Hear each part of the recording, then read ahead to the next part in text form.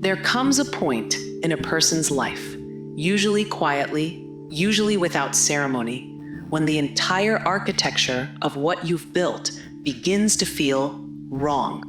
Not broken, not dramatic, just wrong in the way a locked door feels wrong when you know you weren't born to live indoors. You feel it first as restlessness, a faint hum under your ribs. Not loud, not theatrical, just constant, like a fluorescent light you can't turn off in the back of your mind, buzzing through every normal day. And you try to outwork it, because that's what you were trained to do. You tighten your jaw, straighten your spine, and keep grinding. You treat your inner discomfort like a malfunction, like a stain you have to scrub out before anyone sees it. But here's the thing nobody wants to admit. The more you force a life that isn't yours, the more it rots from the inside. That unsettling feeling you've been treating like an alarm, it isn't danger. It isn't weakness. It's your internal compass swinging wildly because you've been walking in the wrong direction for too long. It's your soul, if you still allow yourself that word, refusing to suffocate quietly. It's the part of you buried under performance and politeness, whispering through cracked teeth. Not this. Not anymore. Most people ignore that whisper. They wallpaper over it with achievement. They sedate it with distractions. They drown it in noise. They keep building the safe, predictable life the way a man stacks sandbags during a flood, not realizing the water is already inside the house.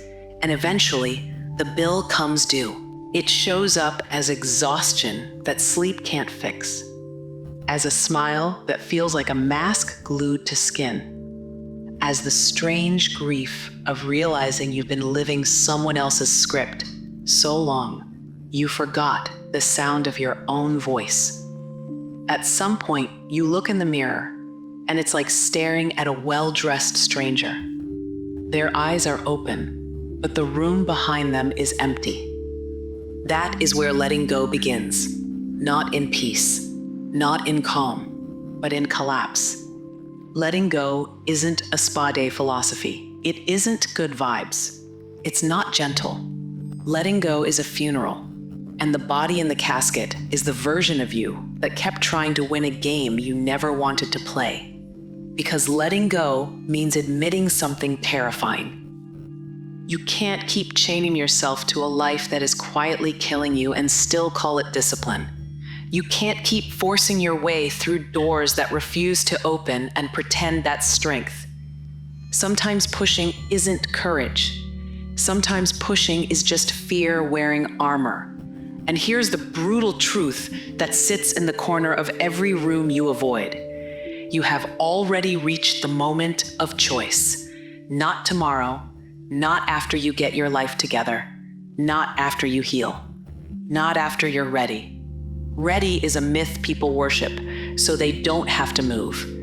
This moment is already here, because the discontent you feel isn't a random glitch.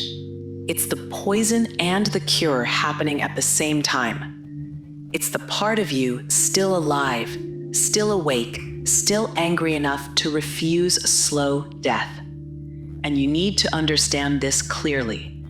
The only permission you need to follow your deepest calling is your own. Not your parents', not your friends', not the voice of the crowd, not even the ghost of who you used to be.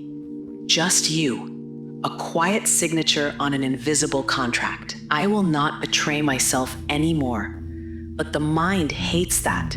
The mind loves cages it can predict. It would rather suffer in familiar misery than risk freedom it can't control. So it grabs the bars even harder. It doubles down. It pushes. It thinks control is survival. But control is a kind of starvation. Control is gripping the steering wheel so tight your hands go numb, and then acting shocked when you can't feel the road. Control is dragging a dead animal of an old identity across the desert and calling it loyalty. And that's when life starts to punish you, not out of cruelty, but out of honesty. It stops cooperating. The more you force outcomes, the more you get resistance. The more you chase approval, the more it dissolves. The more you try to lock the future in a box, the more the present slips through your fingers like black sand. Then, one day, there's a moment, a small one, but irreversible, when you finally loosen your grip. Not because you've become enlightened, but because you're tired of bleeding for a lie. And that's when it happens. When you stop pushing, the world doesn't collapse, you do. And in that collapse, something unclenches. Something ancient in you exhales. It's like you've been holding your breath underwater for years, and suddenly you break the surface. The inhale burns, it hurts, it's real. You begin to notice things you couldn't see while you were forcing everything. You hear your intuition again, not as a sweet voice, but as a low drum in the distance. You start recognizing doors that open without bruising your shoulder. You find yourself drawn toward things that feel frightening in the right way. The way fire feels dangerous when you've been cold for too long. And the hollow feeling in your chest, the one you thought meant something was missing, reveals its true nature. It was space. Space where a truer life can grow.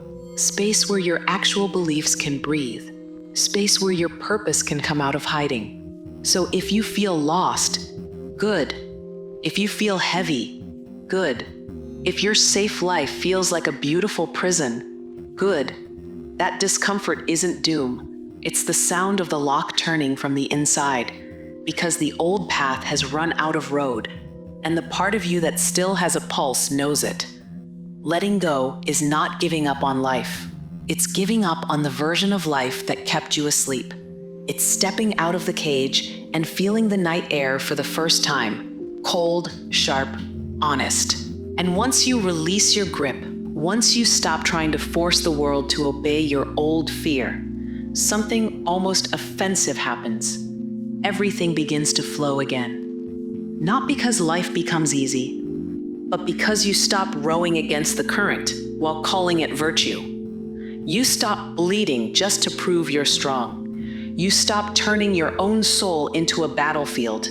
And you finally become dangerous in the right way. Dangerous to the lie, dangerous to the cage, dangerous to the version of you that was trained to settle. So if you're at that edge right now, tired, restless, quietly desperate, listen to me. Your discontent is not a warning sign. It's a compass, and you don't need permission to follow it.